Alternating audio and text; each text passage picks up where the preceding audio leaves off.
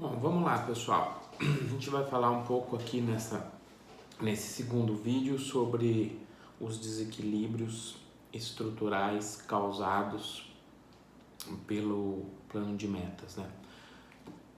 Os desequilíbrios estruturais, mais do que isso, resultados do processo de industrialização por substituição de importações, que tem no plano de metas, como a gente já debateu anteriormente, um dos seus principais instrumentos, uma das suas principais materializações, no sentido de viabilizar um avanço bastante substancial da diversificação da estrutura produtiva brasileira, do avanço na implementação de setores dinâmicos, característicos do paradigma técnico-econômico então vigente, falando do complexo automobilístico, de alguns outros bens de consumo duráveis associados e também no maior desenvolvimento, no aumento da participação na estrutura produtiva brasileira de setores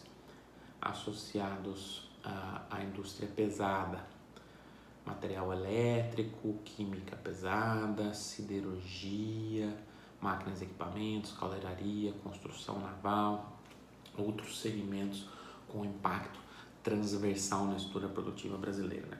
A gente debateu, a ideia é olhar para o cenário da economia brasileira aqui nos anos 60,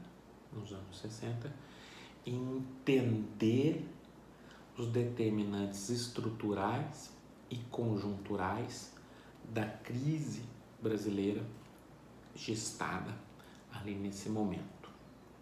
Ok, então apresentamos anteriormente as principais características e agora vamos debater um pouco os desequilíbrios estruturais. Depois a gente debate alguns desequilíbrios conjunturais.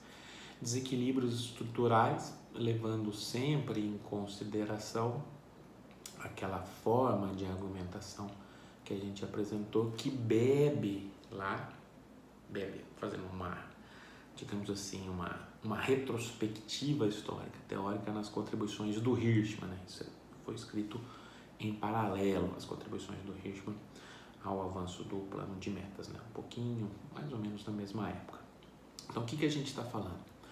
Agora, a partir dessa lógica dos desequilíbrios estruturais. O próprio avançar do processo de industrialização por substituição de importações, tal qual os autores estruturalistas vão deixar muito claro depois, os autores de origem cepalina, né? Celso Furtado, o Aníbal Pinto, a Maria da Conceição Tavares, depois o Fanny Zilber, o Lessa, de alguma maneira, professor Luciano Coutinho, falou o seguinte: olha, a ideia inicial do avanço da industrialização, tomando o debate estruturalista, significava reconfigurar os padrões de inserção de uma economia periférica, contornar o padrão de inserção periférico, contornar a tendência de deterioração dos termos de troca, para evitar a reprodução da heterogeneidade estrutural doméstica, em paralelo a uma transmissão dos frutos do progresso técnico e, consequentemente, do excedente para o exterior. Esse processo, como a gente sabe, limitaria o desenvolvimento dos países periféricos. Ok, a industrialização viria, então, no bojo de um debate que contornaria as interpretações etapistas do desenvolvimento, as interpretações monoeconomistas, as interpretações que veriam o processo de desenvolvimento a partir de uma ótica natural, baseada na integração do comércio internacional por meio das vantagens comparativas. Então, a lógica era avançar na industrialização por substituição de importações e contornar um conjunto de limitações que estão colocadas a partir desse arcabouço que a gente acabou de discutir.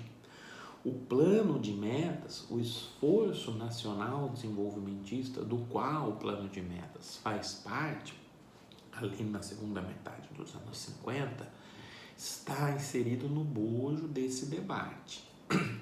Ok? Então, a lógica era reorganizar, avançar na transformação estrutural, para além de uma estratégia unicamente baseada na internalização do centro cíclico da economia. Isso o Celso Furtado debatendo lá nos anos 30.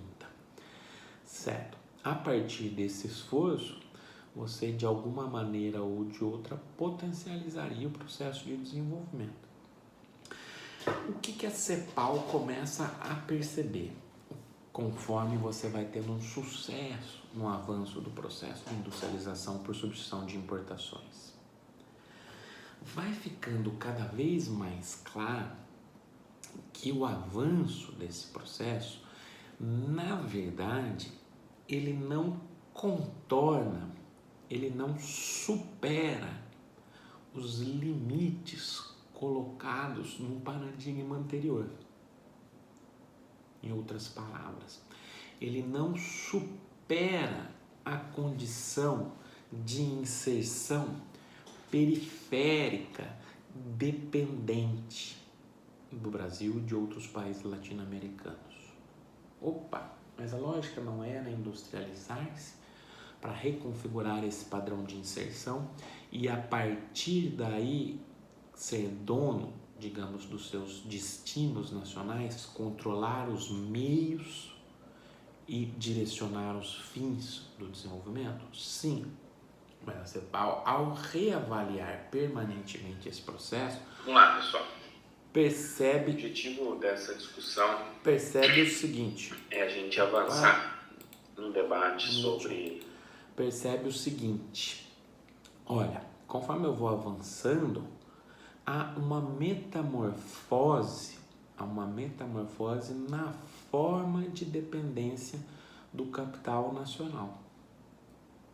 Aquela dependência tradicional do sistema centro-periferia vai se sofisticando, vai se reorganizando, apesar do avanço da industrialização, apesar do avanço da diversificação da estrutura produtiva, apesar do avanço da constituição parcial ainda, mas já com bastante vigor, de um sistema produtor de bens de capital, de máquinas e equipamentos domésticos, apesar do avanço em setores pesados, apesar do avanço em áreas como energia elétrica e infraestrutura, apesar da modernização do parque industrial produtivo em setores dinâmicos, tecnologicamente avançados e próximos à fronteira internacional, os setores, não as competências domésticas. Por que isso se manifesta? Porque, na verdade, com a internacionalização da economia brasileira, no plano de metas, via integração aos fluxos de capitais internacionais, principalmente via IDE, investimento direto externo, o famoso tripé, você reconfigura esses elementos. A dependência passa a ser de uma lógica mais simples, produtiva de inserção externa, tal qual nós temos da CEPAL, para uma lógica mais complexa, que passa por uma dependência estrutural vinculada à subordinação tecnológica e à subordinação financeira.